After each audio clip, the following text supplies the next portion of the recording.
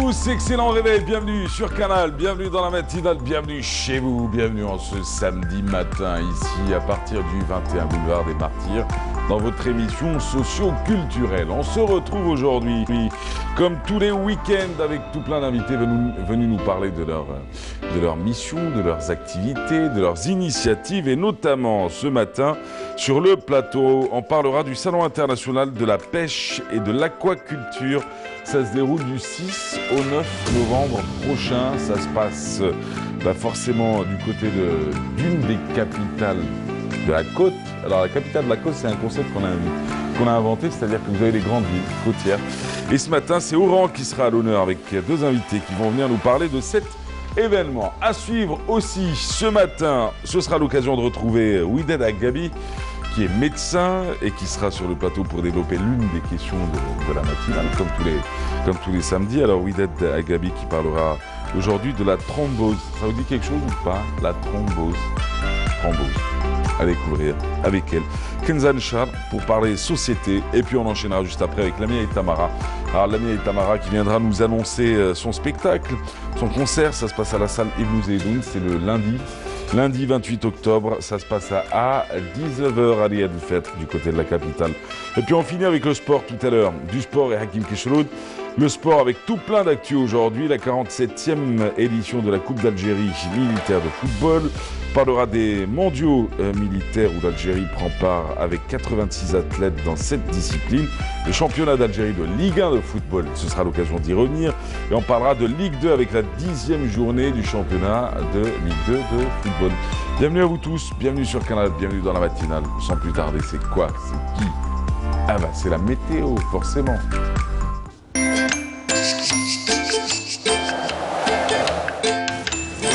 La météo vous est présentée par Mobilis. Mobilis, Aynama Kuntum. Et la météo de ce matin, c'est présenté par Frédéric Chir. Frédéric, bonjour. Bonjour à vous, Mhalazé. Bonjour aussi à tous ceux qui nous regardent ce matin. Excellent réveil à vous tous, ravis de vous retrouver. Eh bien, nous avons enregistré de fortes pluies accompagnées d'orages vers l'est, l'extrême sud, le Hogar, le Tassi. Météo Algérie a même émis hier un bulletin spécial concernant la quantité de pluie. Qui devrait être encore une fois assez importante aujourd'hui encore. Aujourd'hui, le temps sera partagé en deux, du centre-est jusqu'à l'est du pays. Le maintien d'un temps stable avec de fortes pluies parfois accompagnées d'orages au courant de cette journée. En allant vers le centre-ouest jusqu'à l'ouest, le soleil s'imposera généreusement. Sur la partie sud, le maintien d'une activité pluvio-orageuse vers l'extrême sud, le Hogar, le Tassili, le Sahara oriental. Ailleurs, rien à signaler. Le temps sera calme et dégagé. Les températures en baisse à l'intérieur est. Regardez, il fera 14 seulement à Betna, à Sétif aussi, 20 à Guelma, 21 pour Annabas Gigda, 20 aussi pour la wilaya de Tizi Ouzou. On attend 25 à Alger, 26 à Oran, en légère hausse les maximales à l'ouest avec 27 degrés à Tlemcen, 24 Elizan Schlef, Tiaret aussi. Sur la partie sud, 25 pour Ghardaya, 20 seulement à Biskra, 26 Hassim Saoud, 28 à Béchar, 30 Adrar Ain Salah, 32 Tindouf, 35 Taman Rassat Janet et un maximum de 39 degrés à l'extrême sud. Place ce matin à l'Amérique du Nord. Eh bien aujourd'hui, le temps sera couvert pratiquement partout. En effet, les nuages restent assez denses. Le temps sera pluvieux à Chicago, à Washington. Soleil et nuages se partageront le ciel à Montréal, New York. Un temps couvert aussi à Mexico. Et le soleil reste présent aujourd'hui à Vancouver, Los Angeles. Côté température, 31 à Vancouver, 17 pour Topeka, 12 à Vancouver, 11 à Montréal, 18 à New York, 19 à Washington, 29 à Miami et enfin 23 à Mexico. Aujourd'hui, le soleil se couchera à 18h et les nouvelles du ciel continuent sur le site les 3 www.meteoalgerie.dz. J'aurai le plaisir de vous retrouver au courant de cette journée pour d'autres bulletins météo. D'ici là, passez d'agréables moments avec vous, Mahrez. À tout à l'heure.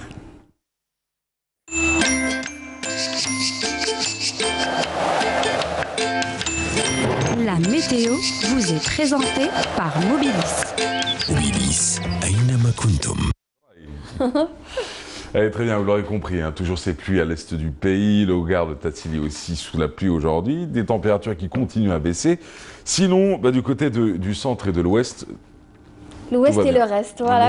L'Ouest et le reste, bah, tout va bien. Exactement. Merci à vous. Vous avez juste une petite question.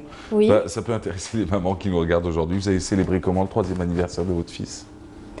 On l'a fêté 2 fois, à Ah la oui. crèche Ah, c'est et bien, à ça. la maison aussi. Voilà.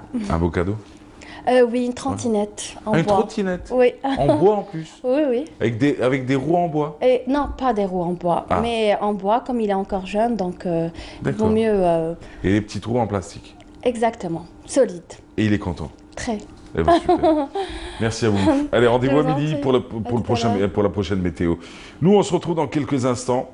On se retrouve dans quelques instants pour parler de la journée nationale des océans, à travers des océans, la journée internationale. Bah oui, ça ne peut pas être une journée nationale quand tu as face à toi la Méditerranée. Alors c'est la journée internationale des océans, mais elle est célébrée avec le Salon international de la pêche et de l'aquaculture. Ce sera du 6 au 9 novembre prochain, ça se passe du côté d'Oran. On en parle ce matin avec Mustapha Boujna. Il sera sur notre plateau, il est chercheur au Centre national de la recherche et du développement de la pêche et de l'aquaculture, le CNRDPA. Voilà, j'y arrive. Mais juste avant, un peu de musique, on se retrouvera juste après. Alors juste avant, c'est qui? On va écouter tout simplement Caméléon. Excellente matinée, bienvenue à tous dans cette émission socio-culturelle.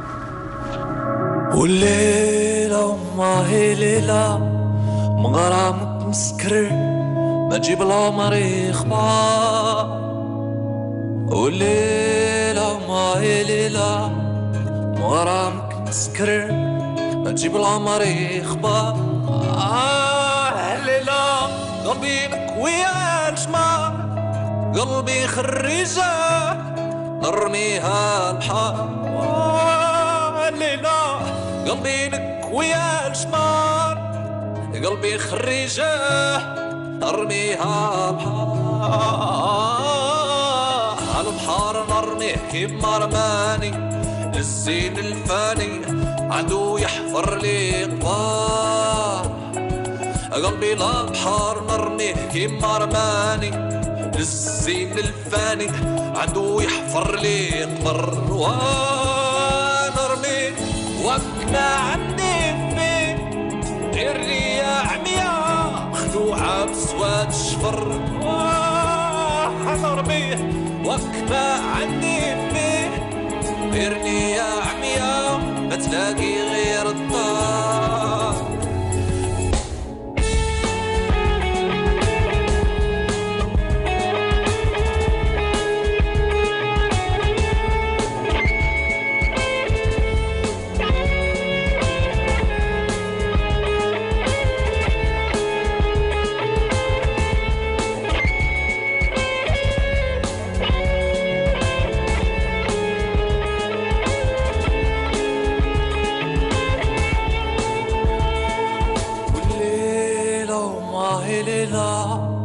مغرام مسكر ما تجيب العمر يخبر ليلة قلبي نكوي جمار خديجة نرميها بحار على البحر نرميه كيما رماني هو للزين الفاني عدو يحفر لي قبر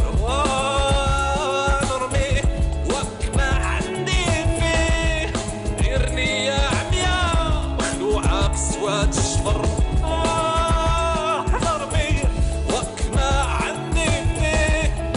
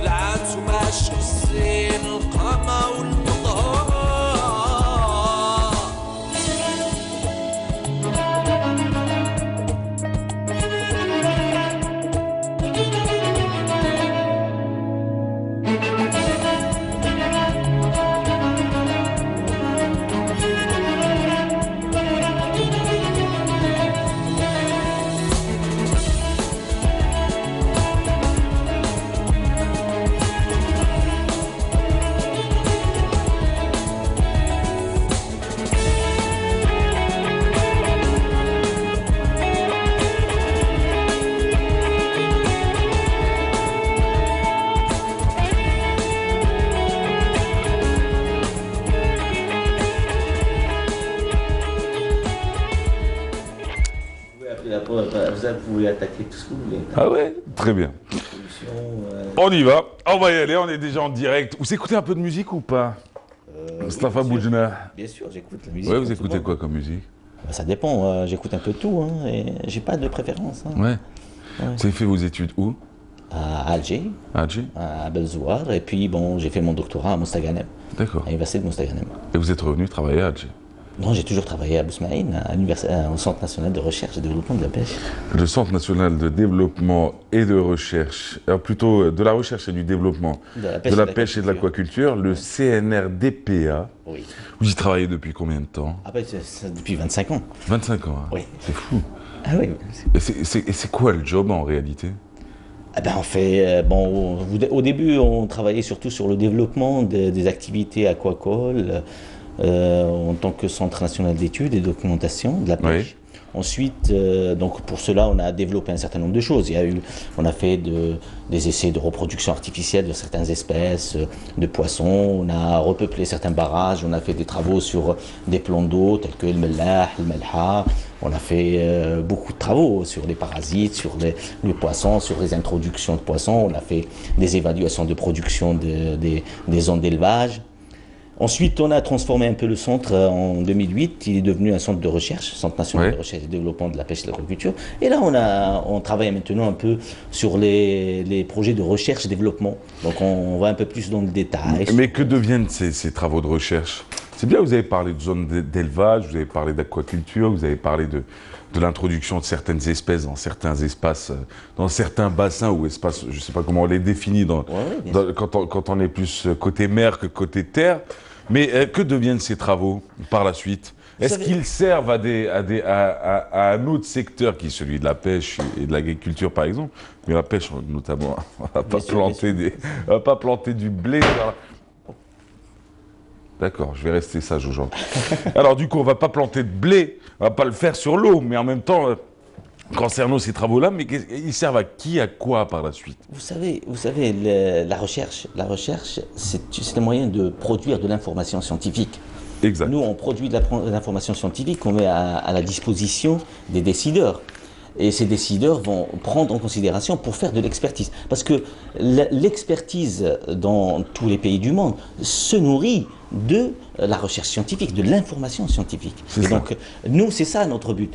On n'est pas là pour produire, on produit de l'information scientifique qui va servir pour l'expert. L'expert, quand il va demander des informations sur la biomasse ou sur les capacités de production, il va se référer à des travaux de recherche qui donnent des informations précises sur un certain nombre de choses et qui vont servir à prendre de certain nombre de décisions telles que l'exploitation ou la mise en veille de cette exploitation d'une espèce ou d'une autre. Voilà. Comment se porte le secteur? De quoi? De la pêche et l'aquaculture. Oui. Ben, quand tous les... Avec un peu de pragmatisme, de réalisme, de transparence et de lucidité. Hein. Je ne vous pose pas la question que j'aurais pu poser à un politique, je vous la pose à vous, qui est un chercheur, un scientifique, quelqu'un qui connaît la vraie réalité, qui est sur le terrain. Oui, j'ai compris. Vous avez compris, il y en a d'autres qui comprendraient la question, mais qui répondraient à côté. Oui, mais c'est pour ça que je vous le dis. Votre question est simple, oui. Mais la réponse est compliquée. C'est ça. C'est ça. Parce que dans l'activité, elle a beaucoup d'intrants, elle a beaucoup d'éléments qui rentrent en jeu, aussi bien l'effort de pêche, l'effort de production, la sociologie de l'activité des acteurs. Il y a beaucoup de choses qui rentrent en jeu. Mais dans l'ensemble, notre activité, vous avez du poisson. C'est vrai, il est un peu cher. Les gens se plaignent un peu de la cherté du poisson. Mais il faut savoir que les intrants, que ce soit dans la pêche ou que ce soit dans l'aquaculture, ont leur coût et on ne peut pas se retrouver il faut viabiliser l'activité. Et la viabilisation de l'activité, elle a son coût et elle a ses problèmes. Mais dans l'ensemble, notre activité, elle n'est pas vraiment au top, elle n'est pas vraiment... Ouais, vous avez 1600 km de côte. Je peux plonger un peu sur des questions un peu populistes ou Non, parce que je sais que le scientifique ne répondra pas forcément à ce que je dis. Mais aujourd'hui, vous me dites, Vous me dites, alors regardez, moi je suis assis face à ma télé. Moi je vous aime bien, hein. On se connaît pas, on se connaissait pas il y a 5 minutes encore. Oui, bien Et je sûr. vous aime bien pourtant, j'ai l'impression qu'on se connaît depuis 20 ans. Il y a pas de En plus j'aime bien votre posture, vous êtes à l'aise, ça y est. Oh oui, Lui moi, il est je- comme ça, Oh, moi, ramène-lui. j'ai l'habitude. Hein, pas de- Ramène-lui le café là, ramène-lui. Non mais vous avez raison, hein. Mettez-vous à l'aise, au contraire. Ouais. Alors moi je suis affalé sur mon fauteuil. Oui, Et puis je regarde cette émission. Et puis je suis un père de famille. oui, bien sûr. Et puis la réalité, c'est que moi qui regarde cette émission, je suis père de famille, j'ai 3 enfants. Et j'ai envie que leur alimentation soit un peu moins chaotique, qu'elle soit faite de bons produits. Alors oui, je fais attention, j'essaie d'acheter des tomates, j'essaie d'acheter de la courgette, j'essaie d'acheter de la patate, j'essaie d'acheter de... Non, enfin, la tomate est un fruit, mais c'est pas grave, on va le mettre dans la même catégorie. J'essaie de les faire manger sainement. Mais mes enfants, j'ai envie de leur donner de l'iode aussi. Oui. J'ai envie qu'ils mangent un peu de poisson. Oui. En plus, ils vivent dans un pays dit... Ah, c'est maritime. Bah oui. C'est affreux. 1600 km de côte, j'ai envie de vous dire. Et on descend un peu plus bas en Afrique, on se nourrit que de poissons. En Afrique, on descend un peu plus bas en Afrique. J'ai pas dit on descend en Afrique, hein. C'est-à-dire, on est sur le continent africain, il faut l'intégrer. Certains ont du mal à intégrer ça. Alors, on descend un peu plus bas chez les voisins. Vous avez des pays avec 300, 200 km de côte, ils ne vivent que de ça. Oui, oui, oui. Bon, en tant que scientifique, je Eh, pourrais vous répondre sur les conditions un peu générales de production au niveau de la côte algérienne, Oui. mais je ne pourrais pas vous répondre sur la stratégie de développement.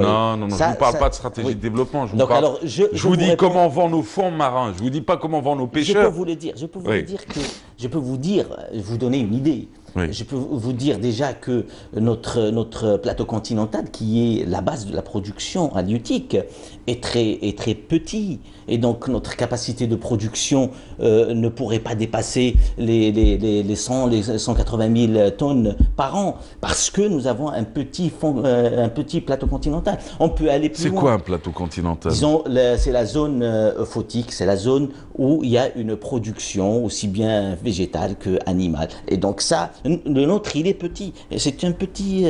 et ça c'est un problème. Et le reste, c'est quoi? Alors c'est des plateaux, c'est des... Mais il n'y a pas de pêche. La pêche, elle est rare, donc Ouais. à partir de certains fonds, elle est plus compliquée, elle devient plus compliquée. Mais bon, ça c'est pour la partie halieutique. Ensuite, il y a la partie aquaculture. L'aquaculture, elle a besoin d'espace, elle a besoin d'endroits où on peut faire de l'élevage. Là aussi, je peux vous dire que nous avons très peu de possibilités. Nous avons une côte qui est ouverte, qui subit les intempéries. Les gens placent leur structure d'élevage qui ne résiste pas des fois, et qu'on se retrouve avec des avaries. Donc, mais dans l'ensemble, il y a des possibilités, il y a des solutions techniques, Oui. et il y a des possibilités d'améliorer les choses. Donc ça, vous pourrez, je pense que vous devrez inviter les gens qui sont en charge de. Mais d'un point de vue Eh, scientifique, je vous ai pas parlé des autorisations pour les chalutiers, ni Non, autre chose. parce que Je vous ça ai ne pas me- parlé. ça ne me Quoique j'aurais regarde pu pas. vous parler des anciennes techniques qui ont détruit les fonds marins quand on causait des explosions et autres. Mais bon, je vous ai même pas parlé de ça, je vous ai pas mis dans la gêne. Normalement, non, vous vous devriez, ne me mettez vous pas dans la devriez gêne, me dire, attention. Mahrez, tu es bienveillant. Non, vous ne me mettez pas dans la gêne, je peux vous répondre, vous posez la question, je vous réponds Ouais. clairement, hein, vous savez, nous avons La pêche, c'est comment on appelle ça? La pêche aux mines? Non, pas aux mines. Ah, il y a un aux terme explosifs. exactement, ouais, aux Pas explosifs. Je vous dis, par exemple, dans le À la dynamite, pour à être plus l'échelle précis. mondiale, quand vous prenez à l'échelle mondiale, l'activité aquacole aujourd'hui, elle représente plus de 50% de la production. Qu'est-ce qu'il y en a ici en Algérie? Nous sommes à pratiquement 80 000 tonnes de poissons, entre 80 et 100 000 tonnes de poissons pêchés en mer, alors que l'aquaculture, elle est loin derrière. On est environ à 15 000. Mais bon, il y a des efforts à faire, hein, dans un certain nombre de choses. Moi, je vous dis, Ah, je sais. il y a des solutions techniques qu'il faut exploiter. Il y a un certain nombre de choses qu'il Ouais, faut mais faire. l'explosif, ça détruit les fonds marins. Oui, Ah, c'est sûr. Ouais. Il n'y a pas que les explosifs, il y a aussi toutes les zones qui apportent de la pollution journalièrement. Ouais. Vous avez, je vous donne juste l'exemple, allez-y à Oued Mazafran. Oued Mazafran, il y a quelques années, il y a 10 ans de ça, moi je pêchais le poisson. Aujourd'hui, c'est un Oued Harrach Biz. Ouais. C'est exactement ça. Et où? C'est à Mazafran, c'est juste le Oued Mazafran. C'est Allez-y. devenu le Harrach bis. Oui, allez-y le voir. Pourtant, le Harrach, on nous promet de pouvoir nager dedans dans quelques temps. Ils ont créé. Et il y a un autre à côté. Celui qui a promis ça, envoie tes enfants d'abord nager là-bas, ensuite appelle-moi, tu verras. Après, je te ramènerai mon chat, je verrai si lui accepte de mettre la patte dans l'eau. Non, mais on nous a promis de nettoyer. Tu connais, Chérifa? J'adore, on me dit calme-toi. D'accord, non, mais c'est vrai. Donc, vous voulez dire qu'aujourd'hui, Oued Mazafran, c'est une catastrophe. C'est une catastrophe. Et Moi, il se j'étais- déverse directement Oui, dans la la dernière fois, on a fait un travail là-bas. Nous sommes dans des zones d'hypoxie et qui se prolongent jusqu'à presque toute la plage, la plaque qu'on la baisse. Et c'est des zones d'hypoxie, donc avec des taux d'oxygène qui sont à 2 pour 1000. Je pense là, il y a des éléments. Vous savez, quand vous partez sur la carte mondiale pour la recherche, les zones d'hypoxie sont signalées. Parce que c'est des zones qui apportent quand même de la pollution, qui dénaturent un peu l'écosystème. Je vous dis, je parle de Oued Sama, de Oued Harrach, je parlerai aussi de Oued Mazafran, on parlerait aussi de Hamiz. Et ça apporte quoi Ça détruit les fonds. Ça détruit les fonds, ça détruit. Et ça. Bon, je vous sors des questions de la gêne, ça y est, j'ai promis d'être gentil, tout va bien. Tout va bien. C'est une chanson d'Aurel San en plus, d'un artiste franco-belge. Alors du coup, avec vous ce matin, la journée internationale des océans, on la célèbre aussi. Hein. Oui, bien sûr. Ouais. Bien sûr, parce que. C'est une question bête peut-être, mais même si on est on vit autour de ce bassin méditerranéen, mais on n'est pas en marge de ce qui existe dans le monde, quoi. Oui, mais les mers et les océans, c'est la même sont entité. connectés, Hein. oui. On parle des océans, mais en réalité, on inclut les mers intérieures aussi. Aussi. Et puis bon, il y a toute une dimension, des changements climatiques, l'acidification des océans. Et tout ça, c'est des efforts à faire. Les microplastiques, c'est des efforts à faire pour protéger la ressource. La ressource, c'est une vision à long terme qu'on doit avoir, même à notre niveau. Ouais. Parce que on peut pas dire qu'aujourd'hui on est loin ou là on s'intéresse pas à ça parce qu'on a d'autres problèmes qui sont plus importants. Non. Chaque chose doit avoir sa place pour pouvoir préserver le minimum pour laisser un peu quelque chose aux générations futures. Voilà. Ouais. C'est ce que je peux dire. C'est bien. Moi, je trouve que vous parlez bien. Donc la journée des océans, il faudra penser à l'avenir surtout. Alors du coup, vous êtes spécialiste du phytoplancton. C'est quoi au juste ça? Le phytoplancton. C'est la base de la chaîne trophique. D'accord. Et c'est aussi la base, c'est le poumon. Les gens pensent que l'oxygène que nous respirons ne vient que des arbres et de l'Amazonie. Alors que ce n'est pas vrai. Le poumon du monde, c'est aussi les algues phytoplanctoniques qu'il y a dans les océans et qui équilibrent l'oxygène mondial. C'est ce que nous respirons. Et d'ailleurs, la vie a commencé dans l'eau et les premiers êtres vivants microscopiques ont produit de l'oxygène pour se protéger. Et c'est ce qui a donné toute cette vie. Et donc, voilà. Et donc, aujourd'hui, quand je parle de l'acidification, des problèmes, l'acidification des océans, l'un des gros problèmes que nous avons, c'est ça. C'est que ça détruit les tecs du phytoplancton. Et ça peut poser problème pour l'humanité si on arrive à des situations catastrophiques. Donc pas que l'Amazonie, quoi. Ouais, non, pas. Le poumon est fait de deux parties, de toute manière. Oui, voilà. Ouais. Alors on va dire que la Terre... Et les océans. Et les océans. C'est important de le dire, ça. Alors, du coup, sur les zones d'élevage, tiens, vous avez développé un peu sur la question. Enfin, vous l'avez évoqué tout à l'heure. Vous avez dit que parmi vos travaux de recherche, il y avait aussi les zones d'élevage. En fin de compte, quelles sont les qualités d'une zone qu'on pourrait qualifier de zone d'élevage? Qu'est-ce qu'il faut pour la zone? Peut-on utiliser toutes les zones possibles et imaginables et transformer en zone d'élevage? Déjà, il y a deux méthodes d'élevage, mais bon, oui. je vais répondre directement à votre question. Le poisson. Le Oui. poisson est un être vivant. Aussi. Donc, il a besoin de conditions. Oui. De conditions de sanitaires, de l'eau, de qualité d'eau. Donc, on ne peut pas le mettre dans une eau qui n'est pas qualitativement acceptable. Donc, automatiquement. D'ailleurs, vous savez qu'on utilise certains poissons pour détecter une pollution, surtout dans certaines zones, dans certains systèmes de suivi de la qualité de l'eau, parce que c'est le premier qui va réagir. Ouais. Même pour nous, quand vous êtes dans les barrages, quand on voit il y a une mortalité de poissons qui commence à devenir importante, on fait une alerte parce que on sait qu'il doit y avoir quelque chose dans l'eau et qu'il D'accord. faudra tout de suite réagir pour éviter qu'il y ait une contamination générale des eaux que nous buvons et que nous utilisons. Donc le poisson a besoin de qualité, donc on ne peut pas le mettre n'importe où. Oui. Donc on ne peut pas le mettre pour le poisson. Pour certaines autres espèces telles que les moules et les huîtres, on peut les mettre dans des conditions, mais ils ne seront pas consommables. Donc pour les consommer, il faut les traiter. Donc, C'est ça. donc vous savez, dans d'autres pays, on classe les zones d'élevage. Oui. On les classe par la zone A, B et C. Et après, ça, tout dépend dans quelle zone vous êtes. Vous pouvez commercialiser votre produit ou vous devez le faire passer par des zones de traitement ou de conditionnement. D'accord. Donc nous, c'est en cours de... ils sont en train d'essayer de le faire au niveau de nos structures, disons de nos responsables, quoi.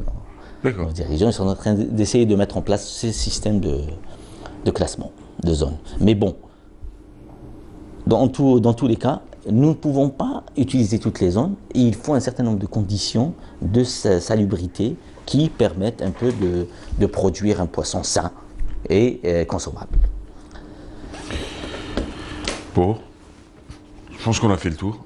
Ah ouais. Pour une émission socio-culturelle, hein, je veux Oui, dire, bien c'est pas un séminaire scientifique, Non, on n'est pas pas du tout. entre... Sinon, j'aurais... Je veux dire, même dans ma dernière question, je veux dire, elle porte à confusion parce que je dis, est-ce qu'il y a une zone d'élevage?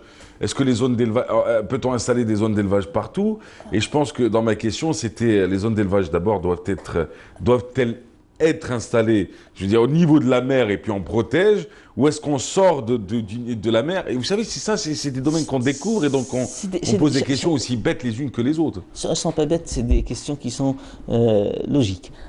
Parce que les conditions sont différentes. On peut faire de l'élevage en mer ouverte et on peut faire de d'accord. l'élevage à terre. Ça dépend des moyens et des conditions, comme vous le dites. Si nous avons des conditions qui sont difficiles, avec des intempéries, avec des zones ouvertes ou même des pollutions qui sont plus ou moins apparentes, on peut faire des installations à terre avec des systèmes de traitement d'eau, avec des systèmes protégés. Et donc ça, c'est selon les conditions que nous voulons installer, selon ce que nous voulons produire et bien sûr la zone où on veut s'installer.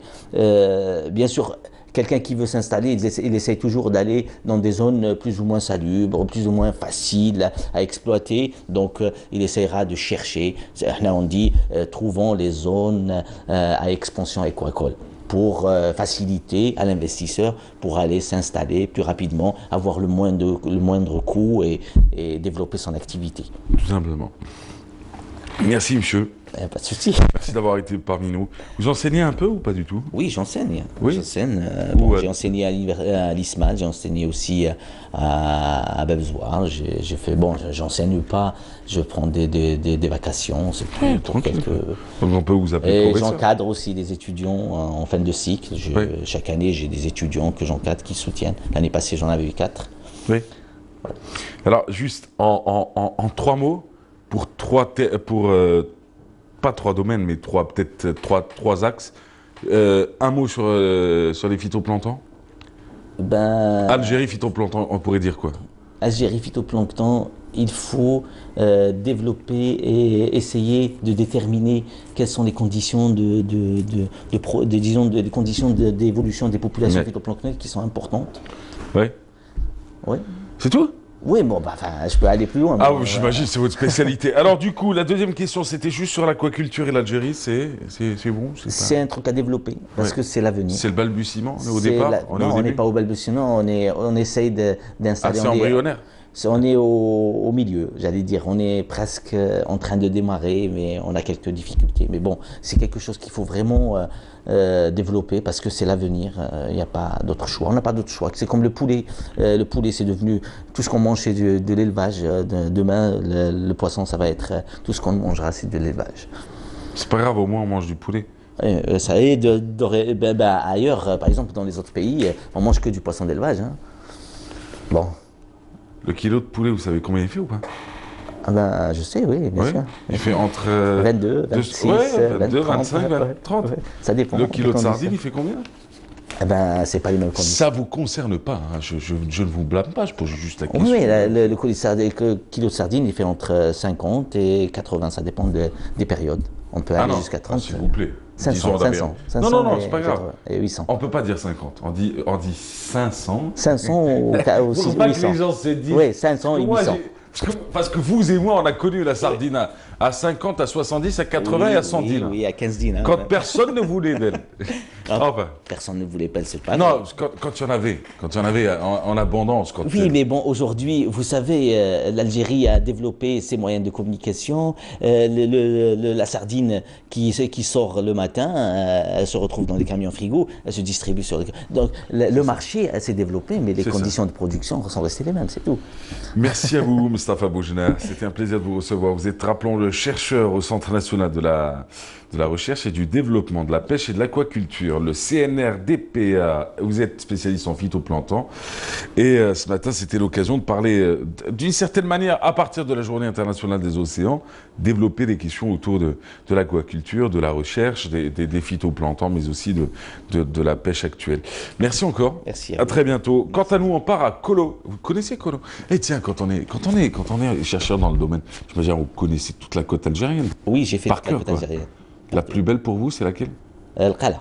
Le Qala. Moi, j'aime bien le Qala. Ah oui, mais hein. bon, c'est pas. Il y a aussi Mostaganem, il y a des zones qui sont magnifiques. Mais le Qala, oui, c'est magnifique. Vous avez bien commencé. Vous avez répondu avec votre cœur. Et puis vous avez été rattrapé par votre fonction. Non, pas votre fonction. Je dois être équitable entre toutes les régions du pays. Pas du tout. Non, on a toujours une petite préférence. Pas du tout. Je dis les zones qui sont vraiment. Disons, c'est la zone. C'est une zone Ramsar. Bah oui. Et donc, elle est protégée. C'est une zone protégée. Et elle est magnifique, mais aussi il y a les zones qui sont comme Mostaganem. Moi j'ai visité aussi d'autres zones et ils sont magnifiques. Hein. On n'a rien. Le Qala est sorti en mode.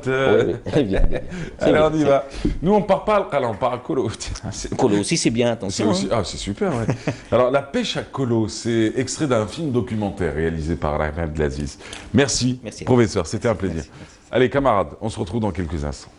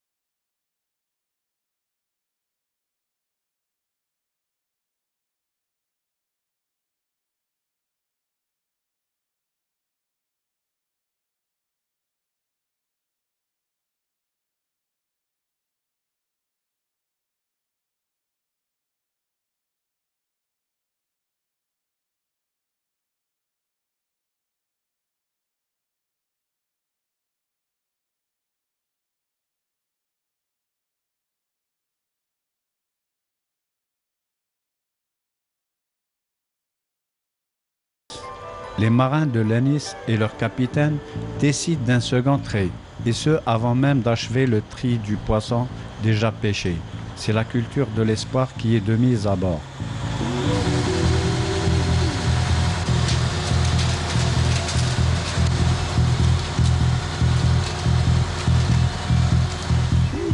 Plus de 4 heures se sont déjà écoulées depuis l'amorce du second trait.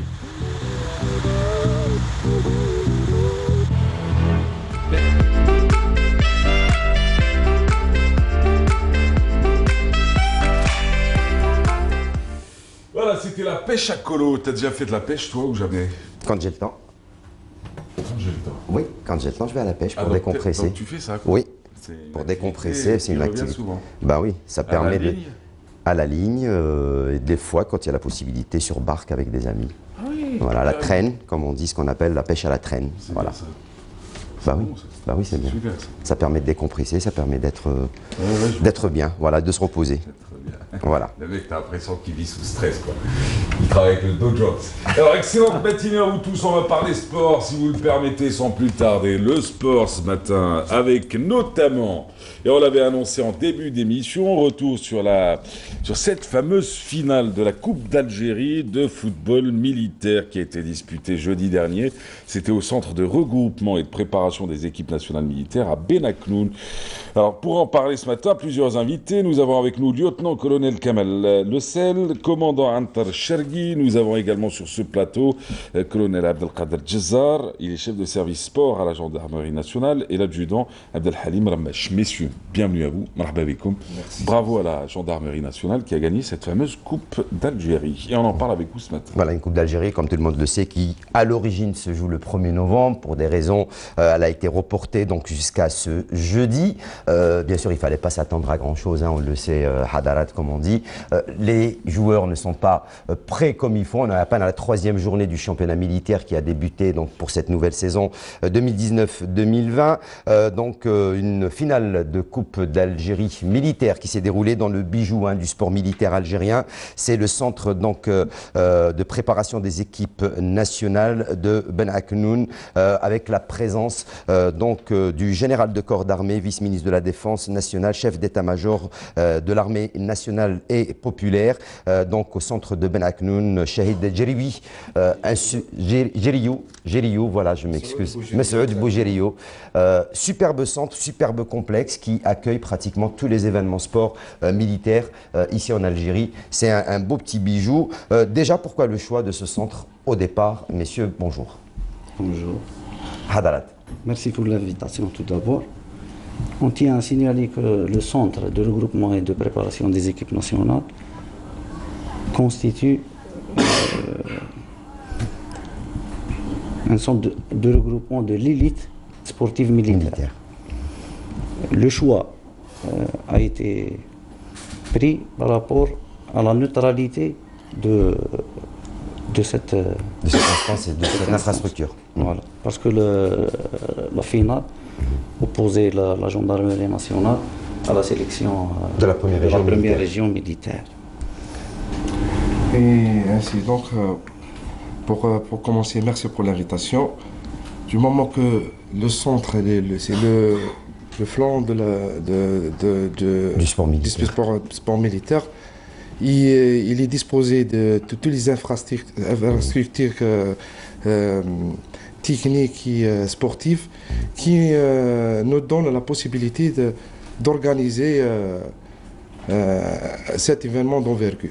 Est-ce que c'est tous les militaires qui ont à cette disposition ce centre, ou est-ce que c'est réservé à l'armée? Hadarat, comme votre propre centre, Jabler Bentou Matanet, le centre de préparation Teakom, et oui, bien sûr, le commandement de la gendarmerie nationale, premièrement, je vous remercie pour l'invitation. Deuxièmement, pour répondre à votre question, le haut commandement de l'armée nationale populaire a fourni tous les moyens humains et matériels, notamment les infrastructures sportives, au sein de toutes les unités de l'armée nationale populaire, y compris les unités du commandement de la gendarmerie nationale.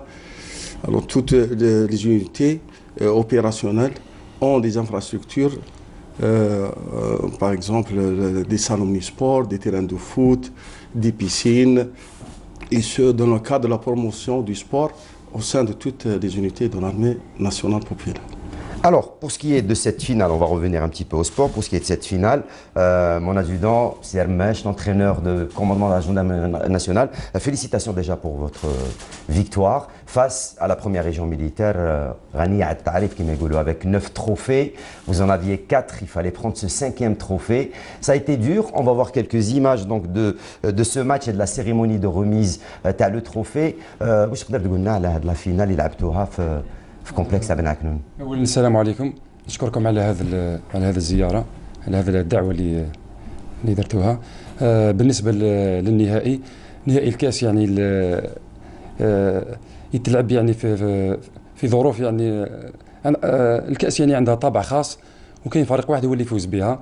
هذا المره يعني ابتسمت لنا احنا الفريق الناحيه العسكريه الاولى، يعني عنده خبره في الكاس، هو صاحب الطبعه يعني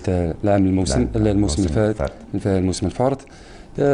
يعني حضرنا روحنا كما ينبغي من بدايه الموسم، يعني درناها كهدف هذا الكاس. بدينا التحضيرات يعني منذ شهر جوان، يعني درنا 8 اسابيع، خصصنا تحضيرات خاصه لهذا الكاس، يعني هي الهدف الاول هذا الموسم.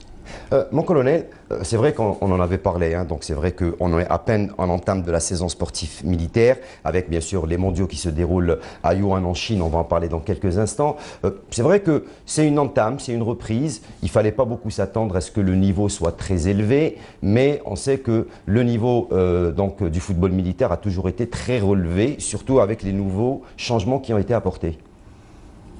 Bon, pour cette finale, concernant la finale, elle s'est déroulée pratiquement, on a à peine joué la troisième journée du championnat national.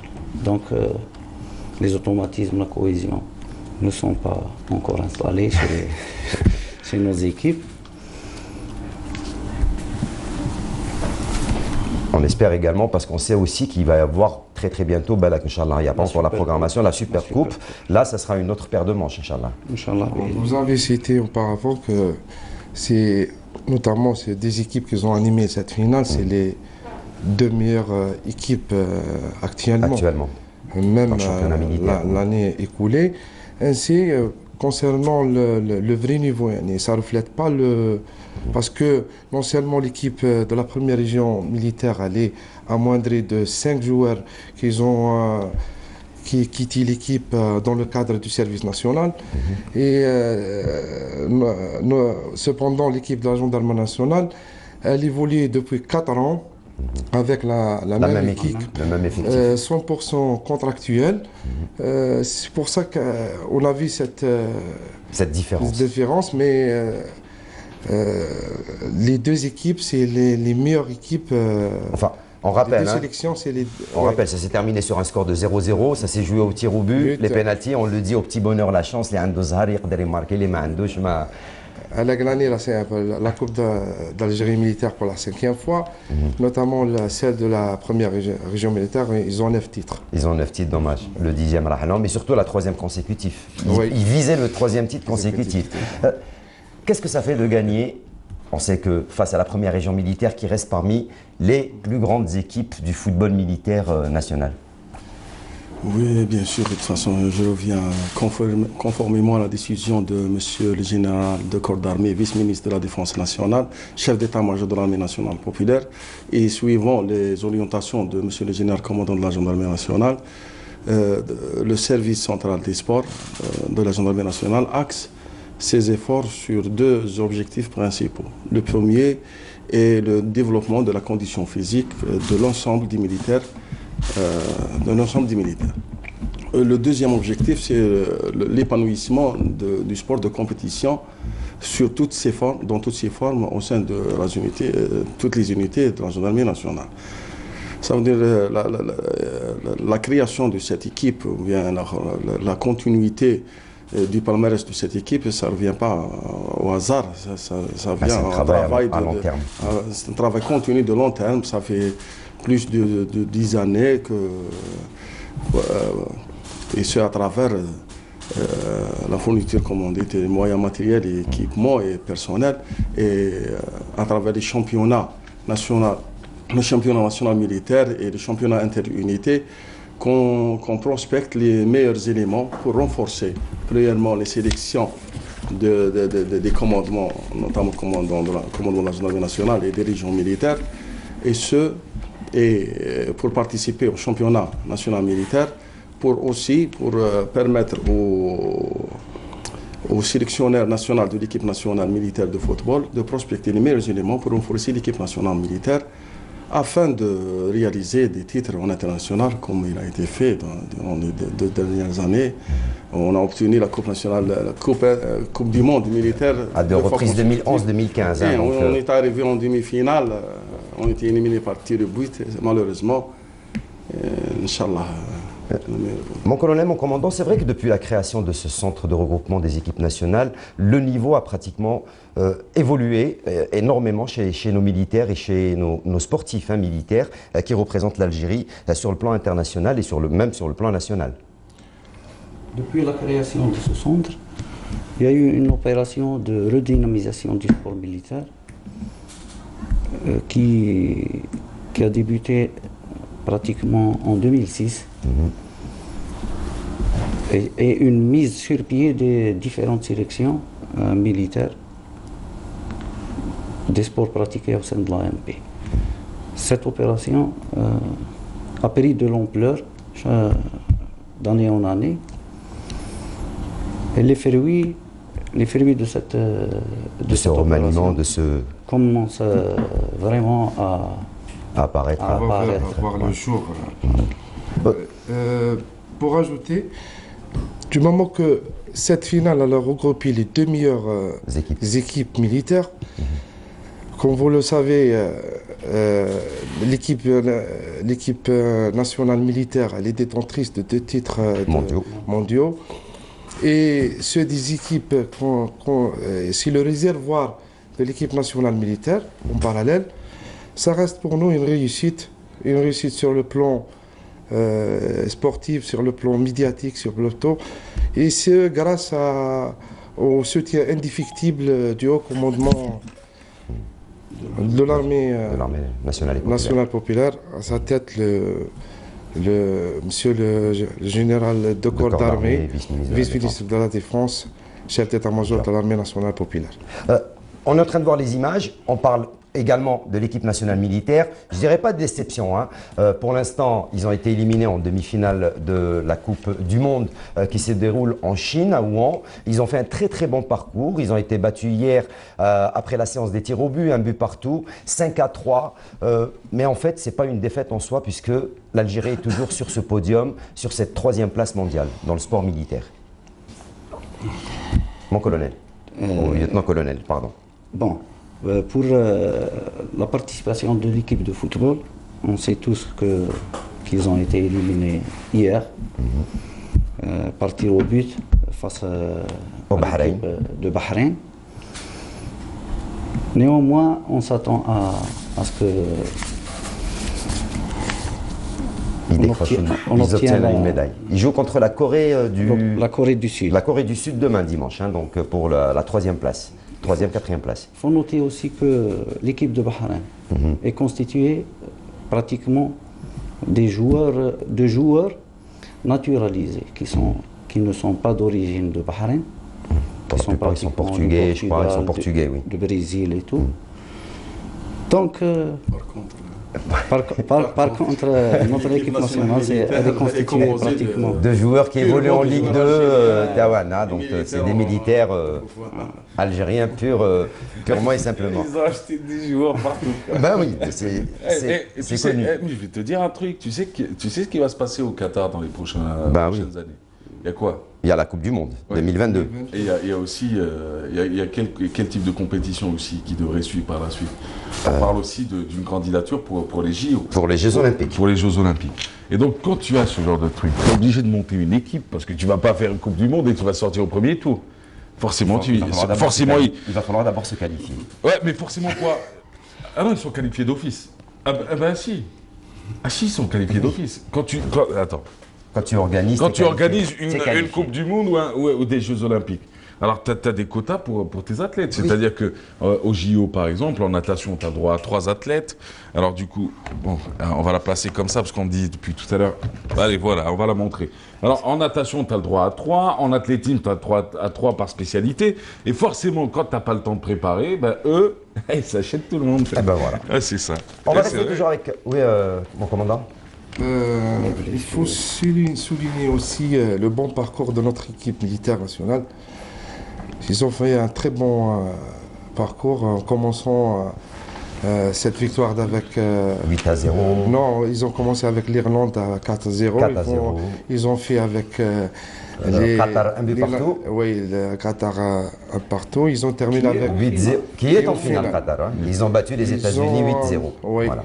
Et en quart de finale, ils ont battu ils ont été battus par l'Irlande. Ouais. Voilà. Soulignons que cette équipe, elle est partie d'une manière, elle est partie amoindrie. Parce que nous avons eu la blessure de Hamzaoui, Kacha. Kacha, c'est lui qui il a été blessé au niveau blessé au niveau de la cheville droite. Il y a le cas aussi de Aros Islam. Qui était aussi très bon joueur également qu'on connaît. On pouvait le prendre en charge premièrement en premier plan sur le plan médical, mais on voulait le préserver du moment que c'est un jeune et promoteur. On voulait le préserver pour son avenir et son équipe actuelle. Il y a aussi le cas de Yaya Fouzi, le joueur du Net. Il est parti, il avait une blessure au niveau du grand droit de la cuisse, un décollement du muscle. Il est parti vraiment amoindri avec, on va dire, amoindri de plus de 50% de ses capacités athlétiques. Il a pu jouer seulement au 3e match, 15 minutes avec les États-Unis. Il a participé en quart aussi avec l'Irlande et en demi-finale. Et on espère, Inch'Allah, qu'on aura, Inch'Allah, la 3e place demain matin contre la Corée du Sud, Inch'Allah, la Corée du Nord. Alors, pour finir avec les mondiaux... Corée du Sud ou du Nord? Du Nord. Du Nord. Ah, on joue contre la Corée du Nord. Oui, la Corée du Nord. Pour finir, pour parler un petit peu des résultats donc, de ces championnats du monde, de ces mondiaux militaires, 7e édition qui se déroule en Chine, à Yuan. Où est-ce qu'on en est aujourd'hui pour l'Algérie, mis à part cette 3e, 4e place pour l'équipe de football, pour les autres disciplines? L'Algérie est présente avec 57 athlètes, ou 56 athlètes dans 7 disciplines, différentes disciplines, entre la boxe, le judo, la natation. L'athlétisme, beaucoup d'athlétisme. L'athlétisme, la boxe, la lutte associée, le judo, le taekwondo, et le pentathlon militaire, et l'équipe de foot. Où est-ce qu'on en est aujourd'hui pour l'instant? Pour le moment, l'athlétisme, on a eu 3 médailles. Une médaille de Lahoulou Abdelmalik, en 800 mètres. En 400 mètres. 400 mètres, Lahoulou. Il y a aussi la médaille de Triki Yasser Mohamed Tahar dans l'épreuve du 100 longueur. La médaille aussi de Bouannani, la 4e place de Bouannani dans l'épreuve du 110 mètres. Et Belbachir Mohamed dans l'épreuve de 800 mètres, il a aussi réalisé la 4e place. On a aussi Thabti Bilal en 3000 steeple. Il a eu la médaille d'argent. Mon colonel, il y a des gendarmes qui participent à ces mondiaux? Oui, bien sûr. Nous avons 2 éléments relevant de la gendarmerie nationale. Un joueur de football qui s'appelle Rahim, et qui est un arrière-gauche de l'équipe nationale. Et un deuxième, c'est un lutteur, Faraj Mohamed, qui est champion d'Afrique, avant champion d'Afrique militaire. Et maintenant, il a fait quoi pour l'instant? Pour l'instant, il est en 3e place. Il est arrivé en 2e place. Oui, il joue pour la 2e place. Alors, pour... J'ai oublié la médaille de bronze réalisée par le sergent Abdel Yahya. En boxe. Catégorie de poids de moins 64 kg. Moins 64 kg. Concernant Bouannani et Belbachir, ils ont échoué au pied du podium en arrivant 4e et 5e dans leur discipline respective. Avant de terminer également, cher, pour finir, Lyon, vous avez gagné la Coupe d'Algérie militaire. La pression va être encore peut-être plus importante. Maintenant, on va demander. On a vu qu'il y avait énormément de supporters comme pour vous soutenir lors de cette finale, donc au centre de préparation des équipes nationales Ben Aknoun. L'exigence va être plus importante à Alekdorka pour d'autres titres, éventuellement le titre de champion et éventuellement la Super Coupe, puisque vous allez à la première région militaire. اولا نشكر اللاعبين تاعنا على المجهودات اللي داروها باش فزنا بهذا الكاس هذه. نهضر على نفسي انا كمدرب، يعني بعد الفوز مباشره تبدا تخمم في لي ماتش اللي جايين، سواء تاع الشامبيونا ولا السوبر كوب ان شاء الله. ان شاء الله الايام هذو نعاودوا نبداو يعني التدريبات. لازم علينا نكونوا في المستوى. كل الفرق راهي تشوف فينا باللي رانا حاملين الكاس. راح تكون يعني المقابلات تاعنا صعيبه. انا هذه المقابلات هذو اللي راهم جايين ان شاء الله يعني ليكيب ما تزيد تمشي في البطوله مع المقابلات. يعني اللاعبين يكونوا تكون المنافسه، يعني يكونوا يربحوا حتى 10 ماتشات، دي ماتش يكون يعني المستوى تاعهم البدني يعني في المستوى اللي نجموا يعني نقدموا مستوى افضل من المقابله اللي قدمناها في النهائي العسكري. Des récompenses, bien sûr, pour tous les athlètes. Idem pour la première région militaire, même s'ils ont perdu, il y aura des récompenses pour tout le monde. Ah, coach. الفريق تاعنا عندكم الكأس، عندكم الميداليات. هي d'autres clarifications sur la transition. Bah oui, j'imagine bien qu'on ne dira pas tout, mais c'est très bien, mais bravo aux joueurs en tout cas. Bien sûr. Je souligne les résultats enregistrés par les sélections nationales militaires. Ça reflète bien sûr la place du sport militaire au sein du mouvement sportif national ou international. Très important. Ou international, bien sûr. Et finalement, je tiens à remercier tous les joueurs, les entraîneurs, bien sûr, les staffs techniques et tous ceux qui ont participé pour assurer les meilleures conditions de préparation et pour avoir ce meilleur résultat qu'on est fiers, bien sûr. Quelques informations sur la participation aux Jeux mondiaux. Ces Jeux ont vu la participation de 9000 athlètes, 308 athlètes, représentant 109 pays dans 25 disciplines sportives. Parmi ces athlètes, il y a 118 athlètes figurés dans le top 8 du classement dans les différentes disciplines sportives lors des Jeux olympiques de Rio 2016. 67 athlètes sont des champions du monde en titre et 43 athlètes sont venus défendre leur titre de champion du monde réalisé lors de la dernière édition précédente des Jeux mondiaux. Oui, pour dire que c'est pas facile, c'est pas facile. Le niveau. Le réel niveau de ces... Parce que la plupart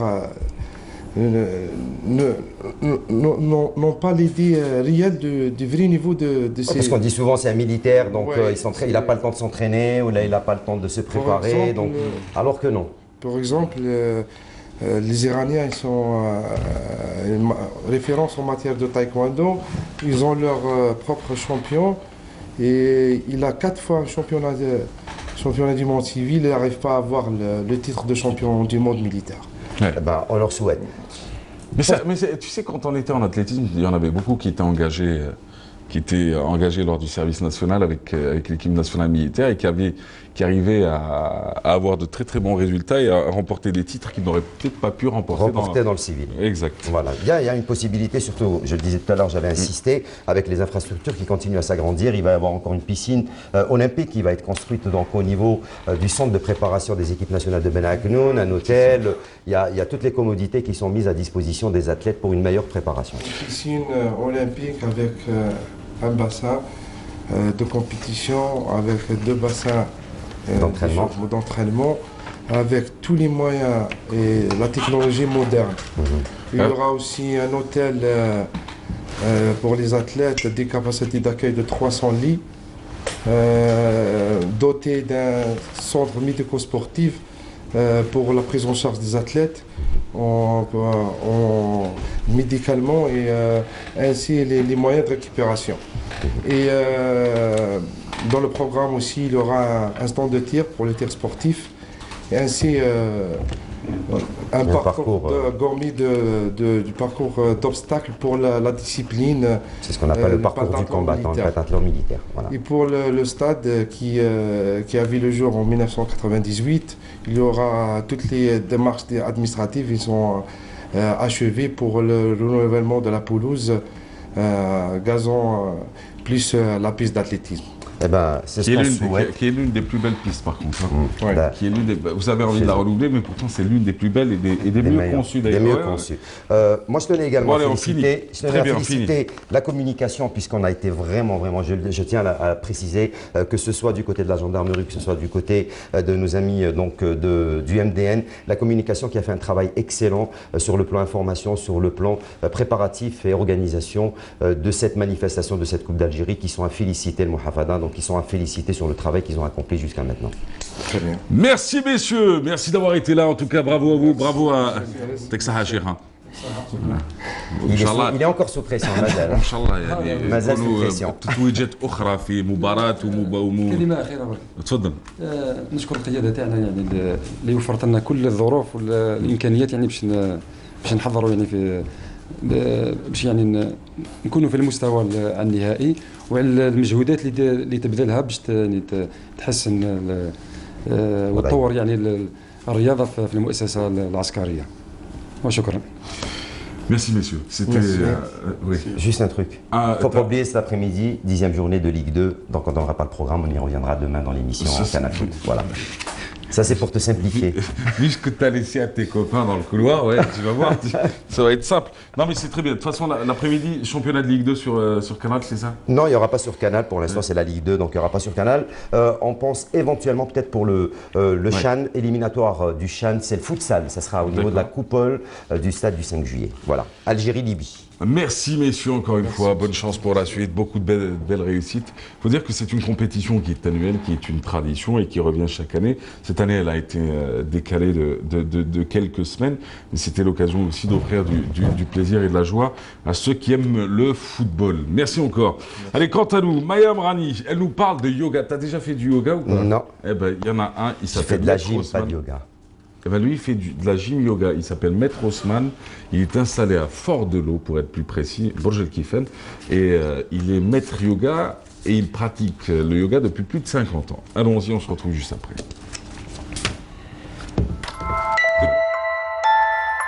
Le yoga est une discipline physique qui associe respiration, concentration et méditation. De plus en plus en vogue, les cours de yoga sont réputés pour les bienfaits mentaux et spirituels. Le yoga calme la personne. Au moment de fatigue, au moment de stress, au moment peut-être de déprime, il suffit de se redresser dans la position debout, allongé ou bien assis et de respirer lentement. Le fait d'oxygéner le cerveau, les nerfs sont détendus. Le tapis, les poumons vides et contracter tout le corps. Maître Osman Djemel nous fait découvrir les différents yogas et les différentes postures. 2, 1 et 0 tension. Appelées asanas, des pratiques respiratoires et des postures physiques qui ressemblent à la gymnastique douce. Dans le yoga égyptien, l'ancienne Égypte, dans le hatha yoga indien, ou même dans le yoga chinois que nous allons voir une petite partie. C'est de là où l'art martial s'est propagé, s'est développé par les moines tibétains à l'époque au Tibet. L'attitude des pharaons, inspiration, expiration, expiration, inspiration, expiration, pour un peu compléter la marche des pharaons.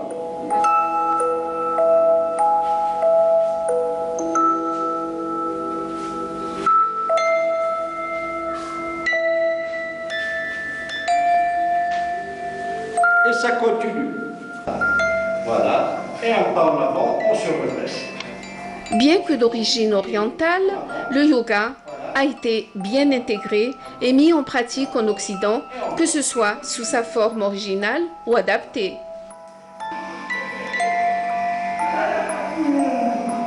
Physique, énergétique, émotionnel et mental, le yoga nous apporte les éléments nécessaires pour avoir une vie saine et harmonieuse. Le ventre et répétez, inspirez, inspirez. En cas de sonnette d'alarme, on revient.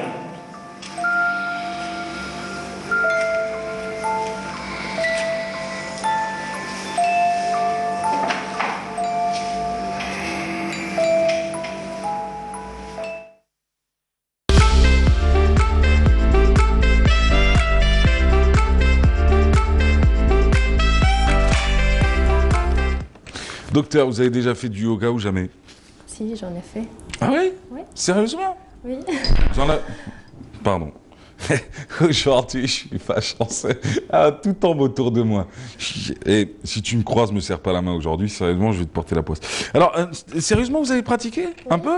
Un peu beaucoup? En vacances, en Tunisie. Ah, en vacances? Oui. Vous avez fait de l'initiation au yoga? Oui. Ça vous a plu? Beaucoup. Ouais. Est-ce qu'il paraît ça... Alors, on peut pas dire ça soigne, parce que je veux dire...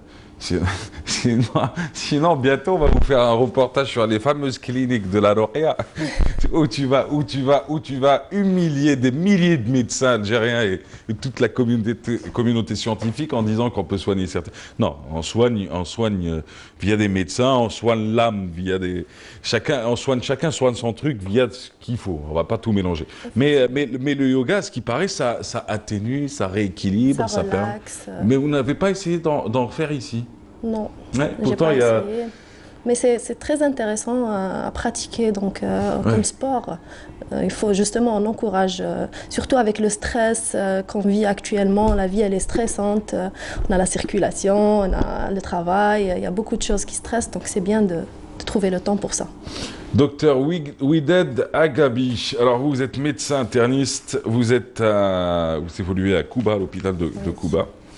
Et puis aujourd'hui, on va parler de la thrombose. Qu'est-ce que la thrombose, docteur Agabi?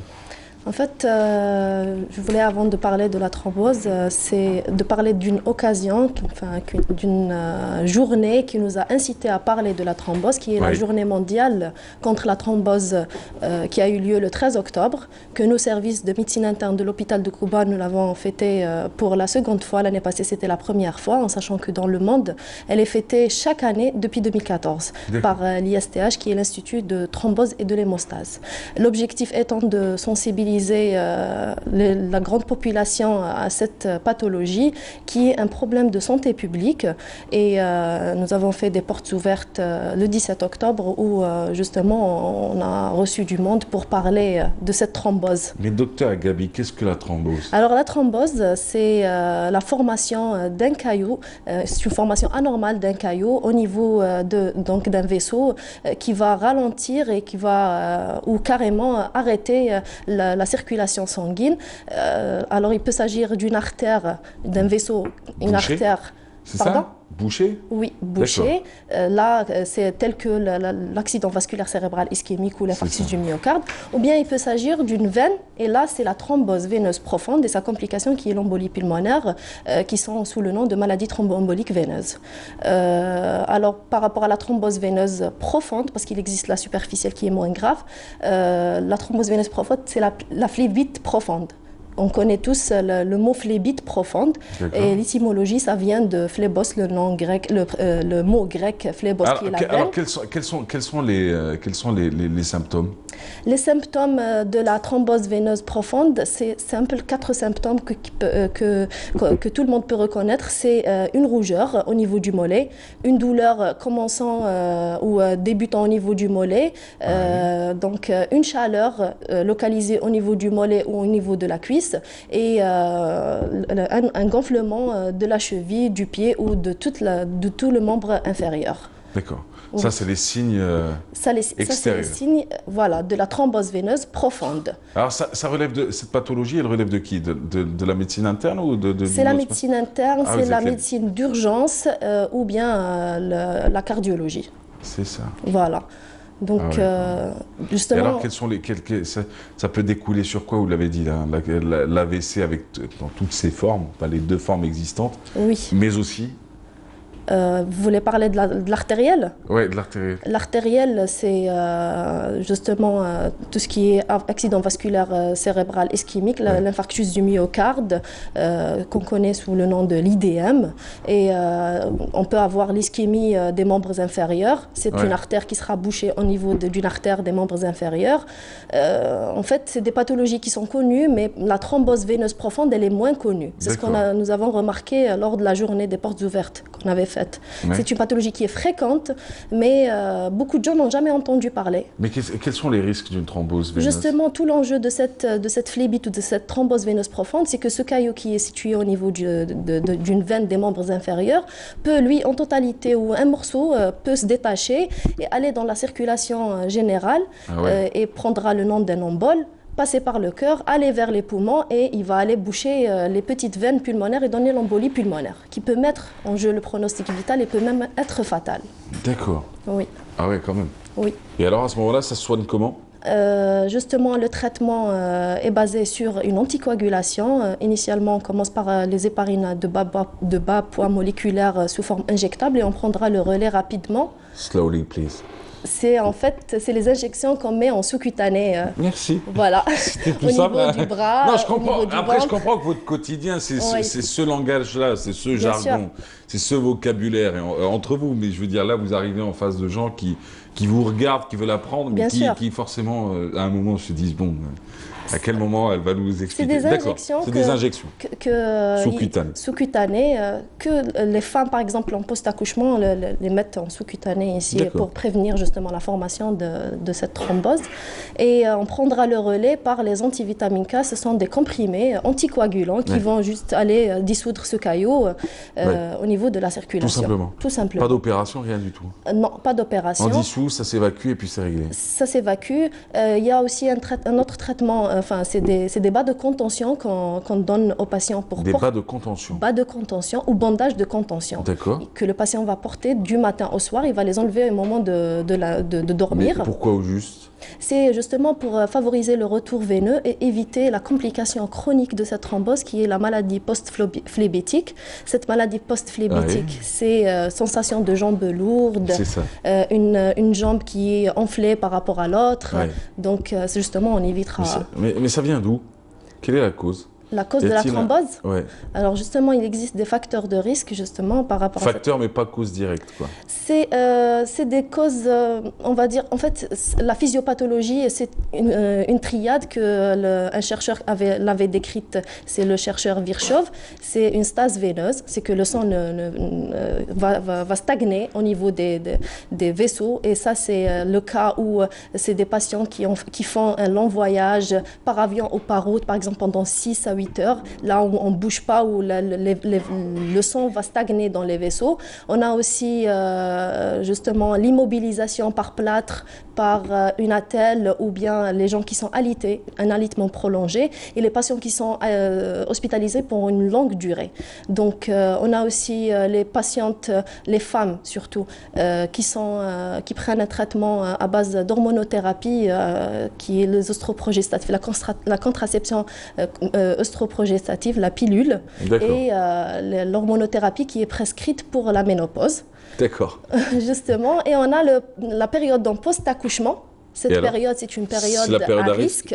Oui, la grossesse même, elle est à risque. Et la période après la chirurgie. D'accord. Aussi.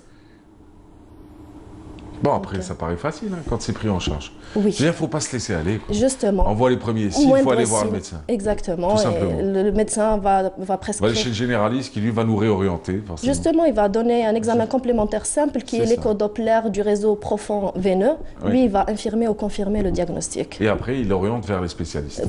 Voilà. Parce que le généraliste reste un rempart, quoi qu'on dise. Parce qu'on a l'impression que... On parle beaucoup des spécialistes, ils sont importants, mais le généraliste, c'est un peu le filtre, quoi. Tu vas chez lui et tu dis j'ai un petit bobo, il regarde. Si ça peut se soigner à son niveau, ça se soigne. Bien sûr. Et sinon, il te réoriente vers un spécialiste, tout simplement. C'est pas fait pour rien, quoi. Le monde n'a pas créé... Je veux dire, on n'a pas mis au monde des généralistes en disant, bon... allez, c'est des médecins, bac plus 7, tu les mets de côté, et puis on met les autres. Mais au contraire, c'est une chaîne qui fonctionne, qui doit fonctionner normalement. Justement. Dans certains pays européens, vous ne pouvez pas passer Oui. directement chez le lui qui fait le spécialiste. tri. C'est lui qui trie, exactement. Exactement. Voilà. Exactement. Chère madame, qu'a-t-on oublié? Ça va aller?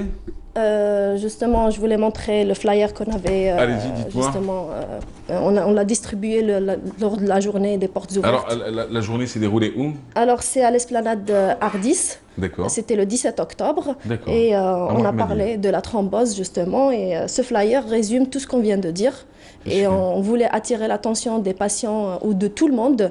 Si vous avez ces signes, n'hésitez pas à parler à votre médecin. Et même si vous avez un voyage à faire ou vous êtes en période post-chirurgicale ou vous avez un plâtre, parlez à votre médecin. Est-ce que je suis à risque de faire une thrombose? Bah oui. Justement.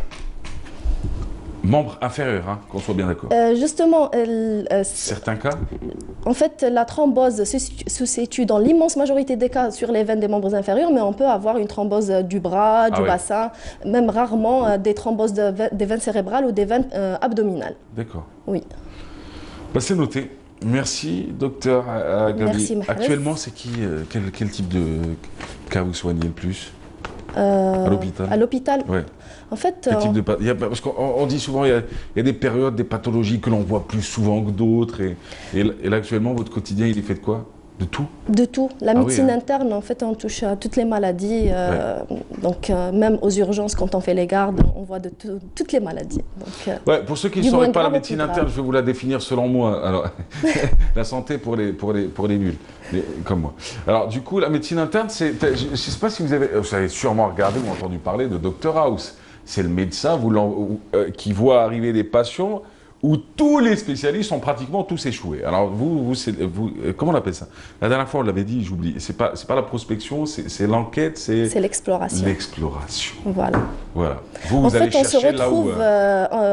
Au milieu de toutes les spécialités, on est au rond-point, au carrefour, et nous, on essaye de lier toutes les spécialités en même temps. On voit le malade en globalité, on ne sépare pas les organes. Ouais. Voilà. C'est fou, hein. C'est top ce truc. C'est top. C'est les ingénieurs de la santé, tu vois. Allez, merci beaucoup, docteur Agabi. C'était un plaisir de vous recevoir. Je vous souhaite un bon début de semaine. Merci. Vous saluerez toute votre équipe à l'hôpital de Kouba. Inch'Allah, merci. Et puis on se retrouvera dès samedi prochain. Si Dieu veut. Allez, camarades, dans quelques instants. Elle s'appelle Lamia et Tamara. Vous connaissez un peu ou pas? Oui. Je trouve qu'il y a un petit air de ressemblance en plus. Ah bon? Dites à votre famille, j'imagine que vous regardez ce matin. Oui. Bah oui, dites-leur si la chanteuse ne vous ressemble pas. La chanteuse. Ah ouais. D'accord. Plus, l'une des plus belles musiques, hein. Musique classique. Ah ouais, la musique classique algérienne, la musique andalouse, c'est magnifique. Quand tu vois l'ancienne génération aussi. Moi je reste impressionné, mais plus qu'ébloui aussi par Beja Rahal. Il m'a dit, t'as vu la voix de Beja Rahal, quoi? C'est un truc de dingue. Après, t'as Nassima et les autres, bien évidemment, qu'on embrasse très fort. Alors du coup, elle sera avec nous. Elle s'appelle Lamia et Tamara. Elle va nous parler de son concert, de son récital Saleh Ibn Zeydoun, le 28, c'est lundi soir. Et c'est à 19h. On en parle dans quelques instants, juste après. Bon, c'est quelques musiques et c'est quelques images. On y va.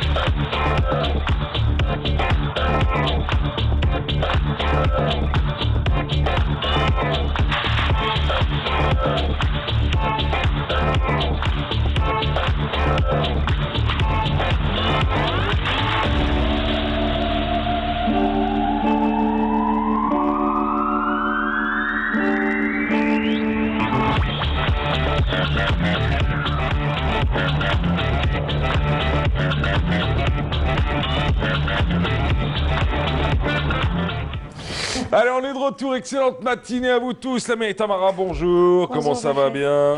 On ne s'est pas vu depuis un moment. Oui. Vous êtes de retour? Oui, de retour. Ça se passe bien? Alhamdulillah. Tranquille? Tranquille. Cool.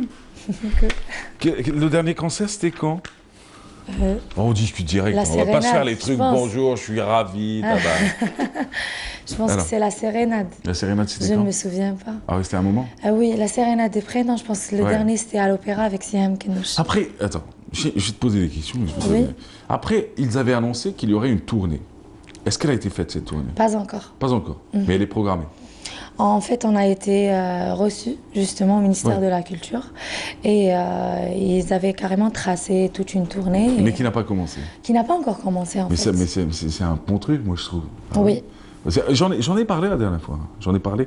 C'est un excellent truc. Je veux dire, un artiste ne doit pas s'arrêter d'offrir du plaisir, d'offrir de la musique, de l'art, de la culture, surtout quand c'est. De toute manière, tous les arts, toutes les cultures, tout est bon à proposer. Après, on aime, on n'aime pas. C'est pas à nous de dire ça c'est bon ou c'est pas bon. Moi, j'aimais autant Awali Manal que Ahmed Saleh, hein, j'ai envie de vous dire. Tout à fait, on peut avoir des goûts différents. C'est ça. Après, chacun trie à sa manière, chacun ses goûts, chacun ses cultures, ses gènes et ce qui va avec. Alors du coup, la tournée, donc la sérénade des prénoms, on l'espère très bientôt. Inch'Allah. Parce que Alger, c'est bien, mais que d'autres villes puissent en profiter, c'est encore mieux. Tout à fait, exactement. Mais en attendant, elle est de retour. Lundi prochain, qu'est-ce qui se passe à la salle Ibn Zaidoun? Alors, c'est un concert qui a été organisé par le Cervantes, d'accord, et l'ambassade d'Espagne. Et voilà, donc c'est une nuit andalouse. On va dire que pour la formation orchestrale, cette fois-ci, elle est un petit peu différente. Il y aura du flamenco. Donc, c'est une première pour moi. C'est un nouveau programme qu'on est en train de monter pour cette soirée. C'est super ça. Mais l'expérience avec des musiques du monde, c'est un peu. Ça nous laisse justement. Ouais, mais c'est un peu ton dada aussi parce qu'on. C'est ça. Parce qu'on te voit souvent en duo avec. Il y avait la chanteuse grecque. Chanteuse grecque, Elena Vasiliadi, elle est venue qui était venue sur le plateau. Et je veux dire, c'est pas la première fois qu'on te voit sur des expériences de. Oui, il y avait même le grand festival Moussikat où j'avais participé justement avec des Espagnols, des Marocains et tout. Et c'est plutôt avec ces participations que j'essaye à chaque fois d'offrir à mon public quelque chose de nouveau. Et j'apprends beaucoup avec ces tournées. C'est très, très important pour un artiste. Elle est belle votre affiche. Hein. Oui, j'aime beaucoup. Laylat al-Andalus. Ah, mais c'est pas mal, hein, surtout la photo. C'est le directeur du Cervantes qui a choisi le thème et j'ai trouvé que c'était très...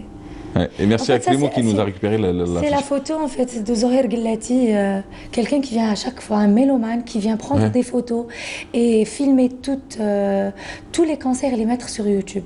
Comme ça, gracieusement. Pour l'amour de l'art, quoi. Pour l'amour de l'art, il vient avec son épouse, que je salue d'ailleurs, tonton Zohir et Tata Zohir. Donc en fait, c'est mon retour sur scène. Ça fait 2 ans, je pense, 2 ou 3 ans. 2 ou 3 ans, quoi. Cette photo a été prise le jour où j'ai fait mon retour sur scène, parce que j'avais arrêté pendant 5 ans. Ah bah oui.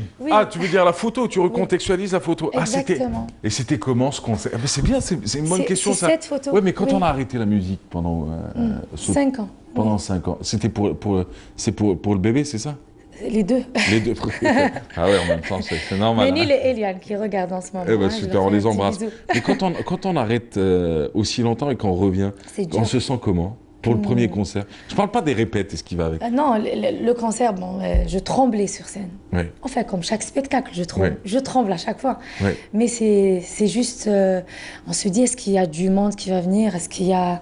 Et puis quand on voit la salle vraiment remplie, comme si ce monde-là t'attendait en fait. C'est ça. Et ça m'a vraiment... C'est ça en fait qui m'a donné du cœur à revenir et à faire encore plusieurs spectacles. Mais c'est bien ça. C'est très bien.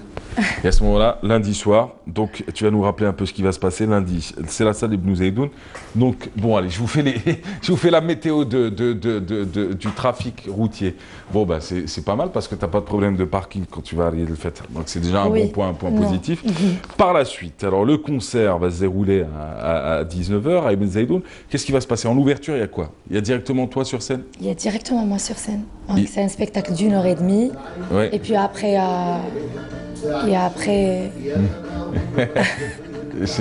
c'est qui? C'est Hamidou ça? Ah, c'est Hamidou, c'est notre duo, je pense. Ah, t'as fait un duo avec Hamidou? Ah oui, et c'était à 3h du matin. Ah oui? On a fait une émission Nouvel An à Biskra.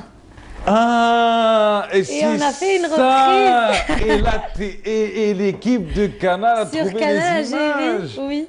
On a l'image ou on a juste le son? Ah, on a juste le son. Juste le son. Ouais. Elle est Tu sur l'entends, YouTube en tout cas. Elle est sur YouTube.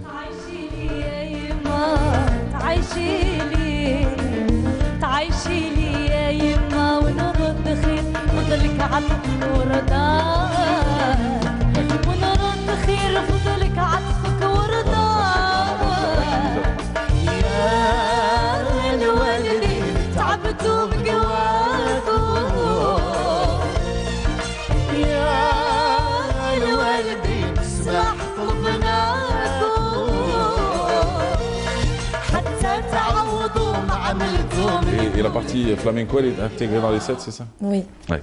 On aura un guitariste avec nous pour la première fois. Alors, il y a quoi comme instrument sur scène? Il y a guitare sèche, Oui. ney, canon, Ah oui. Ah oui. contrebasse, Violon aussi? j'ai oublié qui. Les violons aussi? Violon, bien Ouais. sûr. Le violon et la percussion. D'accord. Voilà. Tu joueras d'un instrument ou tu seras juste au chant? Non, en fait, j'aime bien chanter j'aime bien quand Ouais. on joue pour moi. D'accord.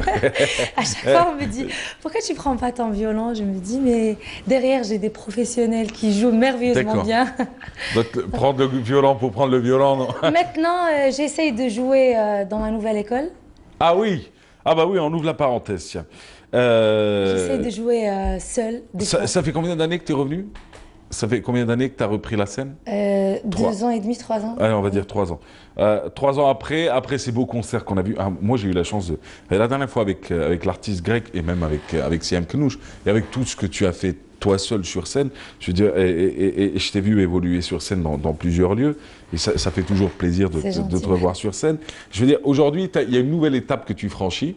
Il y a ta carrière, il y a ta musique, il y a ton job aussi à côté, il y a ta famille. Et puis, il y avait l'envie de partager l'art et tu lances donc ton école. Oui. Qui s'appelle? La Clé des Arts, la Mia et Tamara. D'accord, la Clé des Arts.